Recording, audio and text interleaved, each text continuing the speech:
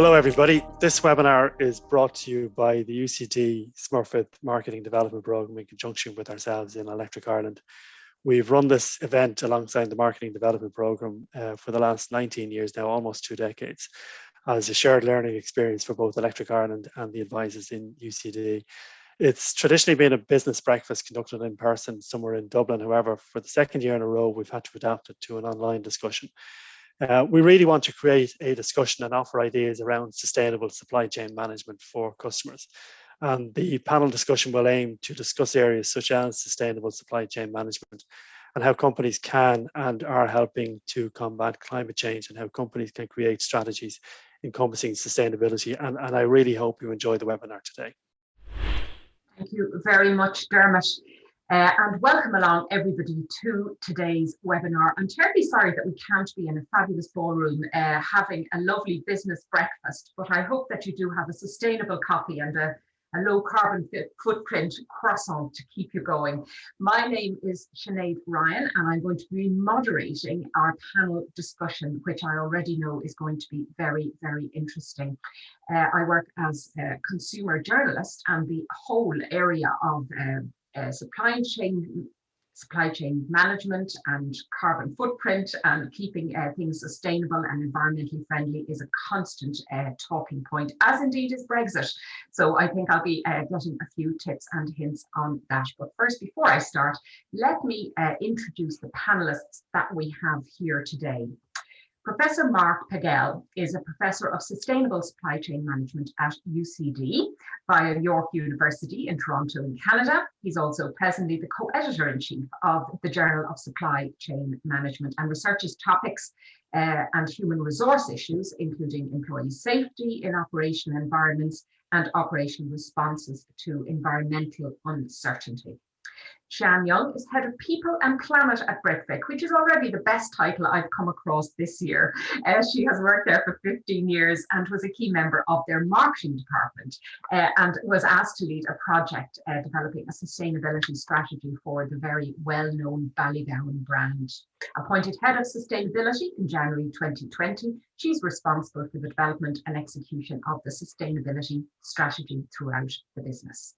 And Ali Sheridan is a Senior Sustainability and Climate Advisor, a committed climate action advocate. Ali has spent her career working on sustainability issues across the private, public and NGO sectors in Ireland, as well as in the UK and the Netherlands. She has held the role for Country Sustainability Manager for IKEA Ireland, and of course worked for several years with On Board Bia. You're all very welcome along for what I hope will be a very engaging discussion, as three-way as webinars can allow in this current climate. But let me start with you, Mark, if that's okay.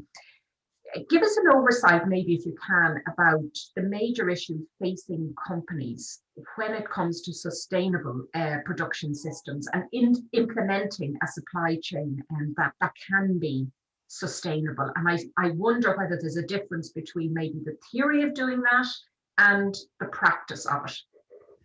Well, there's certainly a huge gap between what theory suggests would be a sustainable supply chain and what is done in practice today.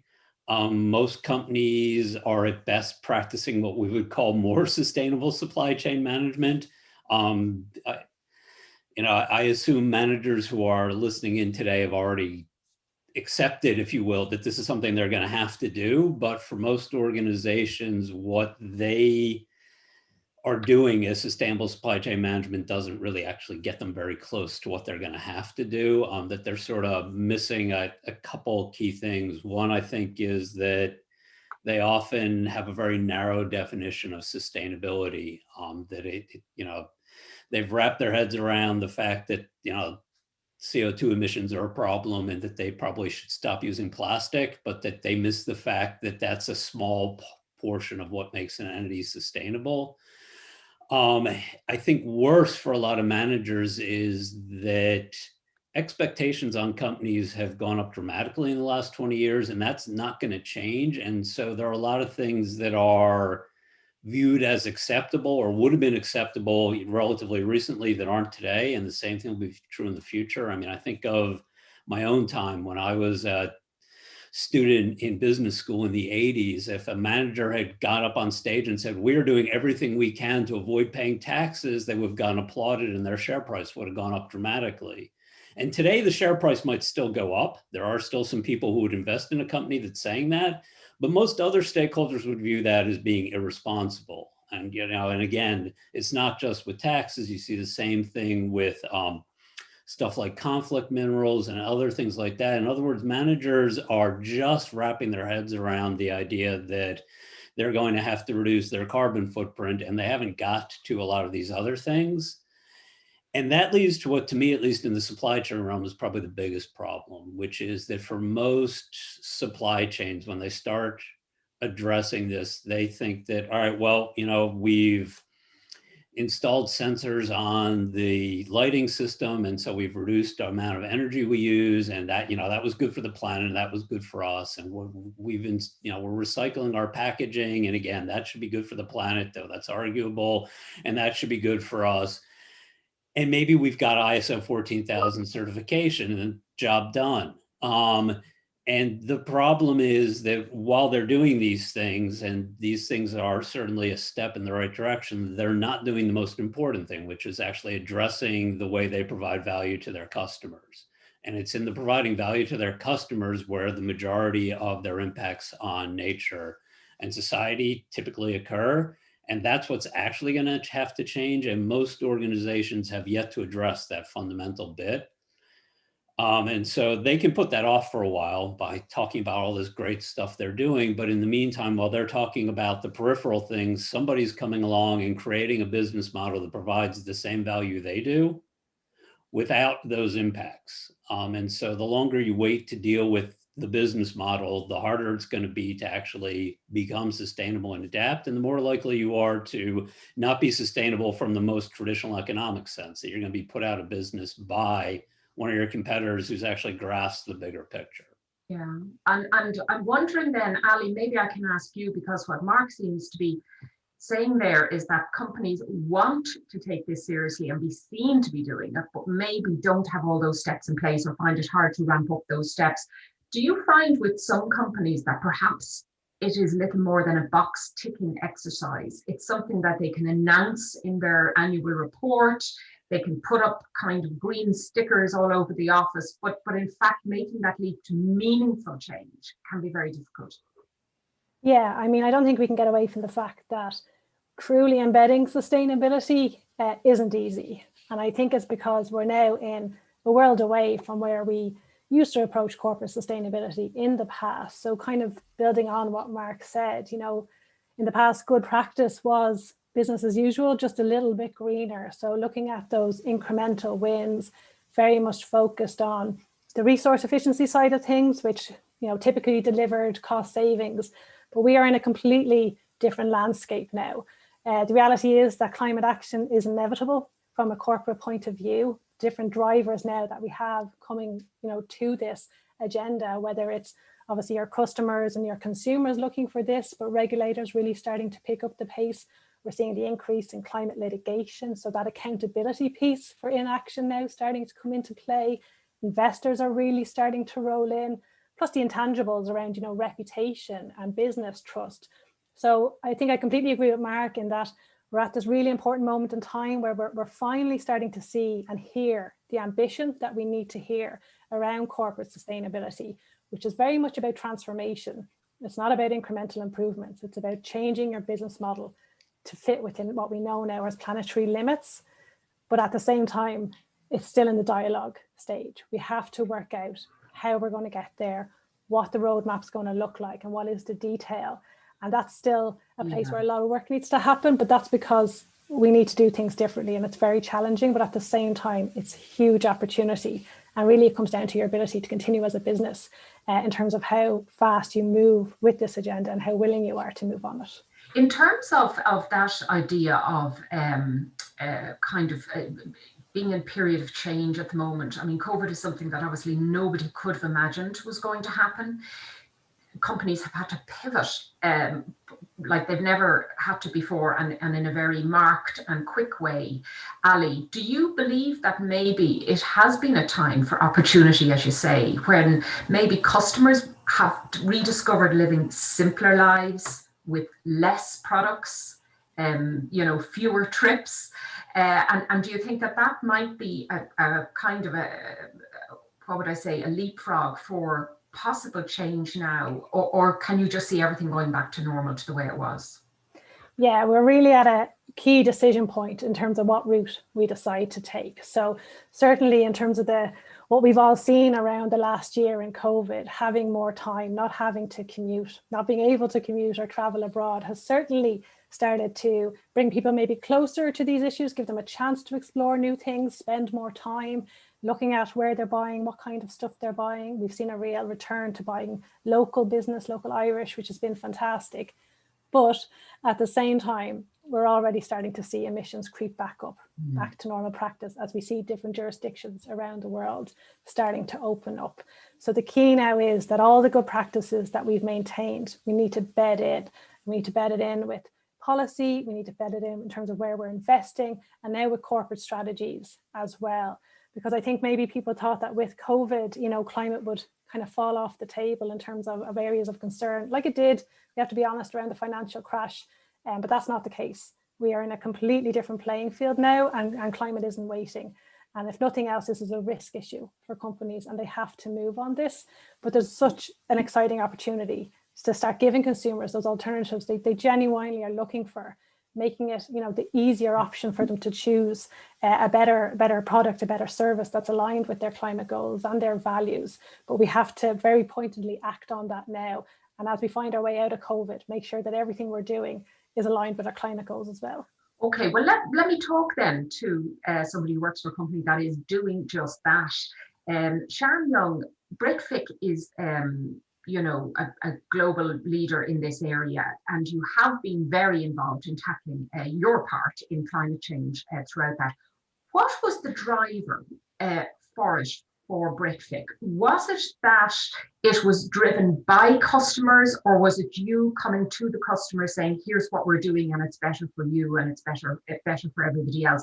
And can you talk to me a little bit about the supplier in the middle and how those intermediary products had to be, your relationships had to change to meet those goals?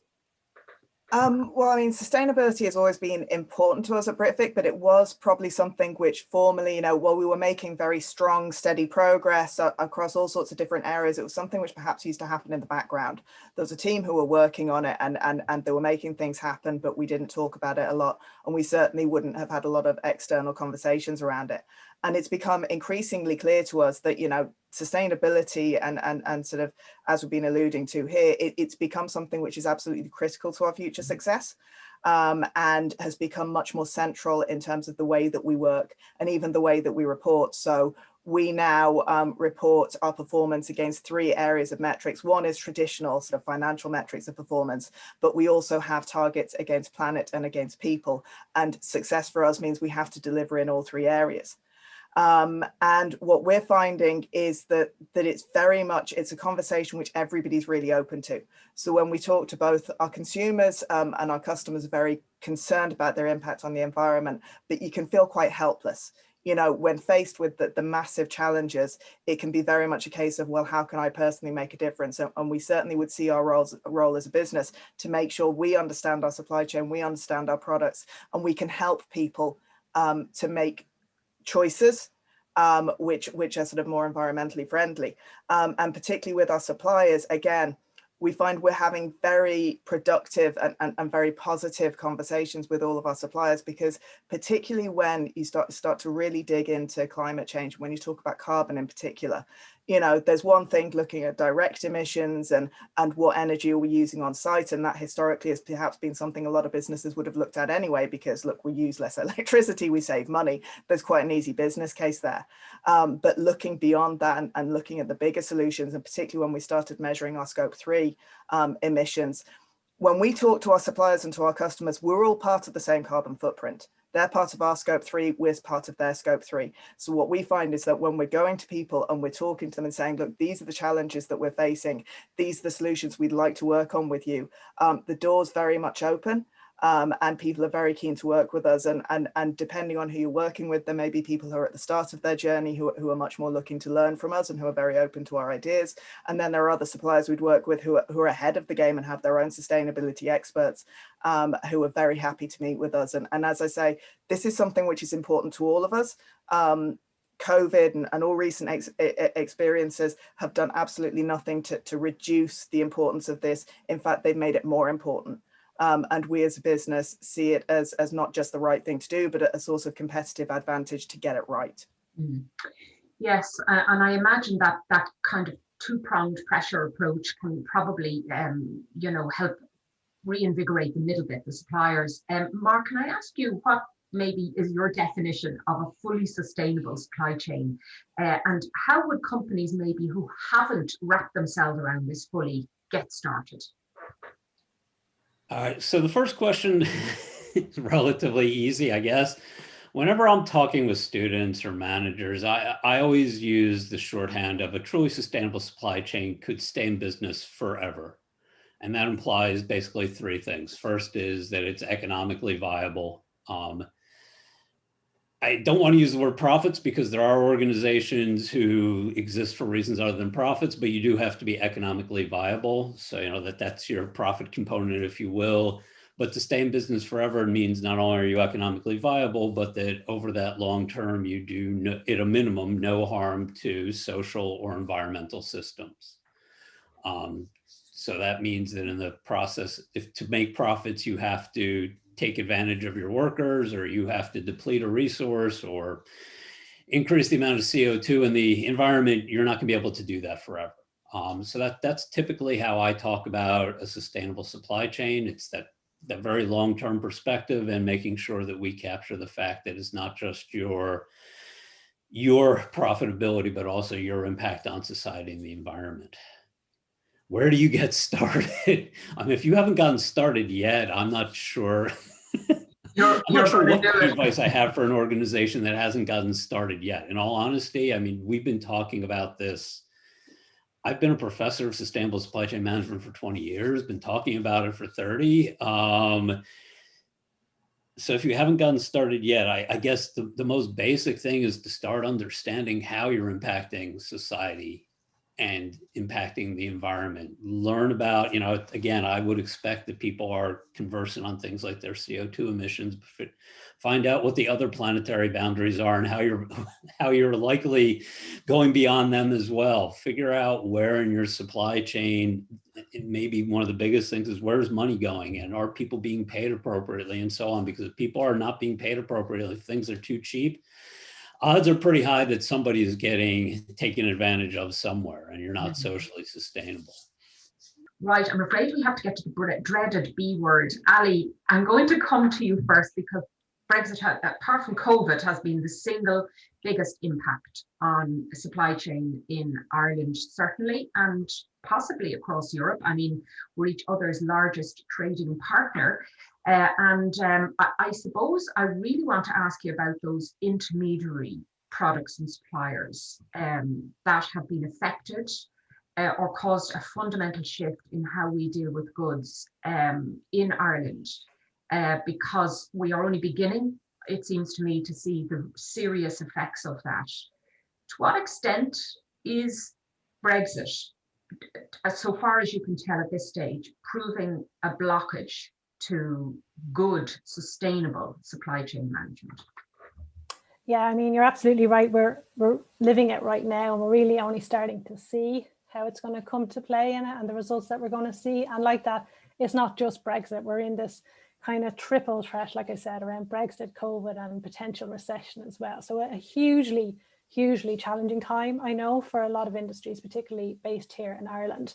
But similar to what we're talking about with COVID, that fear that sustainability would completely fall off the table when it came to Brexit just isn't being seen like maybe we thought or we expected it would. And it comes back to that inevitability around climate action and all those different drivers that are now demanding it, because it is so linked to risk and business continuity as well. The core things that you're looking for from your suppliers, from your business partners, is completely weaved in and interlinked with sustainability and climate action. But I think the other big conversation was, where will the UK go now? in terms of their ambition around sustainability, and how will it jar or how will it align with where we're going in Ireland and in Europe as the bloc as well. And again, that fear of, you know, the UK potentially going on a different path, making it very difficult for Irish companies to compete when they're asked to build in these sustainability kind of mandates. But again, we're not seeing that happen. And I think if we're looking at what's happened in the UK in the immediate past, we've seen an increasing ambition come from their leadership around how they want to establish the country and their companies around climate. So just quite recently, you know, we've seen them announce the launch of their mandatory climate risk reporting through a framework that's called TCFD. So mandating that their biggest companies really kind of open up their supply chains and show how vulnerable they are to climate change, and how they're going to plan for that, and how they're going to, really importantly, work with their suppliers to figure out what a kind of safe, reliant future is. We've also seen them announce, you know, around their legislation that they're going to align with the EU, that they're going to standardize with the EU, and then so for Ireland as well, in terms of the new legislation and regulation that we're bringing in. So the playing field will continue to be quite level in that regard. We saw them come out with their green industrial decarbonisation strategy in the last few weeks. You know, they want to be the world's leader in this space and have set that ambition for themselves. So I think it completely changes the conversation we need to have around how we embed sustainability in Irish companies. And actually, it's a massively important a competitive factor now in terms of maintaining the relationships that we have, but also, you know, building new relationships to maybe fill those gaps. And equally, it's not just an Ireland and UK conversation anymore. You know, we're seeing this pressure come from other markets that UK are engaging with. Look at US, look at the Biden administration, and again, how the conversation has completely changed, and the ambition around corporate climate action. So, you know, it's very, very simple to say, let's stop all the sustainability stuff, focus on Brexit and survival, but you're completely missing the picture that you can't address one without addressing the other. And to do so will really set you back on a back footing, you know. So I think it's really important that the focus on sustainability remains, ideally increases quite rapidly. And that's where the opportunities come for Irish companies in particular to establish themselves as a leader in this space. Because out there, you know, going back to Sean's point around scope 3 emissions and the wider supply chain, there is a huge and growing demand to work with suppliers who are progressive in this space. And that is massive potential for Irish businesses. So yeah, I would absolutely not be advising to you know, put it on the back foot and deal with Brexit first. We just don't have that time anymore. Yeah, and it's not an either or scenario is what I'm hearing from you. Sian, can I ask you about Breakfast? I mean, the FMCG market itself is well used to pivoting, to changing, to adapting in a very quick space, because you're dealing, after all, a lot of times with perishable goods and items. What particular issues and problems to supply chain management has Brexit wrought for a company like yourselves? To be honest, it's, you know, Brexit, obviously it's introduced complexity. That's the main thing it's introduced a layer of complexity. It's introduced some additional challenges around achieving some of the things we want to do. What I would say is, certainly I feel that a huge amount of work went into being prepared for Brexit. Obviously, we were in the middle of the pandemic as well, and there's been significant consequences as a result of that. However, it hasn't taken away any of the importance. And from my side of the business, in terms of where I'm working on sustainability and on planet, I haven't seen a particular impact on what we're doing. It hasn't changed our plans. You know, we have our targets that are mapped out to 2025, and we're continuing to progress with them. There's been some short-term challenges, getting people on site, and perhaps with some of our suppliers, maybe talking to use different factories or whatever, but we've been able to continue to progress.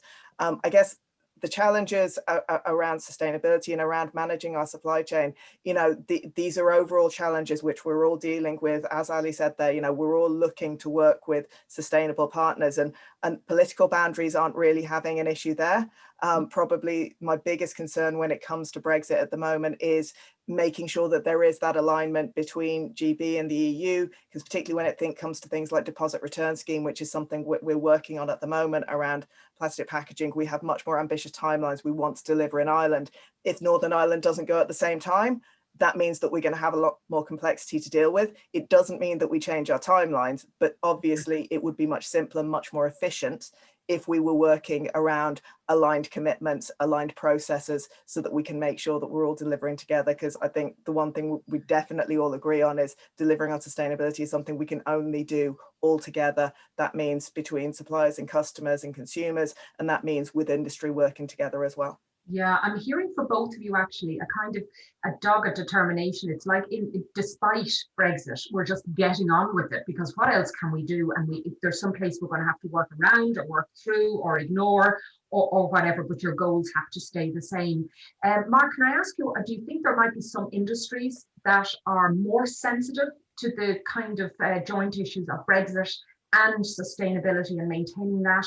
Are some industries better than others? And I'm thinking particularly about those that require so much transport, especially land transport. Is that reasonable? Yeah, I mean, when I think about Brexit relative to sustainability, Brexit sucks in the short term, but regulation and things of that nature are always part of the business environment, and they do change. And when they change, it always sucks, and you then adapt. And at least in that case, you could argue there aren't clear rules on everything yet, but there will be relatively soon. So I certainly wouldn't want to be managing through it, but if I had to pick one or the other, Brexit would be probably much more painful, but for a much shorter period of time. Brexit, if you prefer, I don't think there are many organizations that Brexit's going to be an existential threat to. They may have to reroute things, they may have to change their customers, but they don't have to actually change their business model in most cases. Sustainability is probably easier to put to the side for short periods of time, but long term, it's going to require much more out of them. So I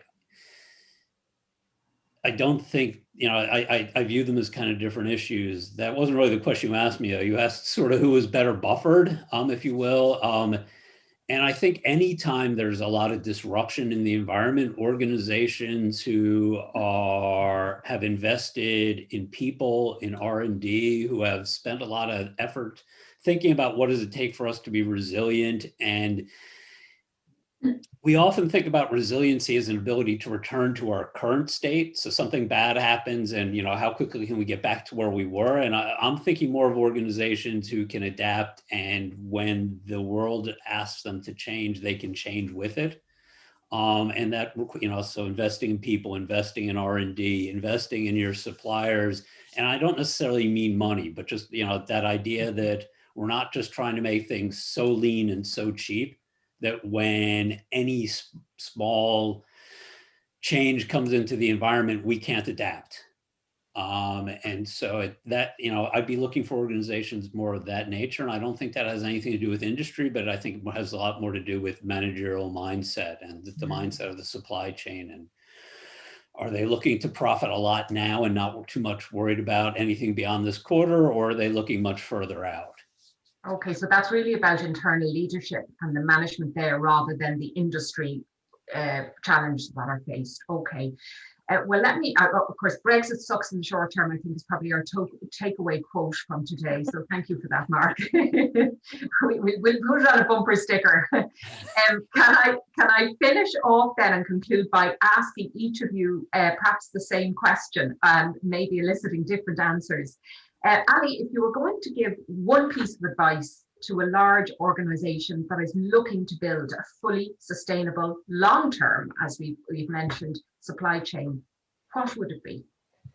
Yeah, it might sound a bit flippant, but I just say get off the fence on climate action. Really need to stop sustainability as a side project, as a, only when we can, when we have time, when we have resources approach. Really needs to go back and be completely integrated into the mindset of the business and the DNA of the business. And that means getting the leadership in place, getting the right governance structures in place, are people being rewarded for doing things that are positive by climate action and not more traditional metrics that may be jarred with that outcome? Are the resources there in place? And are we putting in the ability to think, like Mark was saying, beyond 1 quarter and 2 quarters, because climate action doesn't work like that. And really just take a much more longer term permanent view that sustainability is just part and parcel of your business, or frankly, you will get left behind. So yeah, get off the fence. Good. Okay, stop the box ticking and make it an absolute central goal. All right. Well, Shan, of course, you're doing it. You're in the middle of it.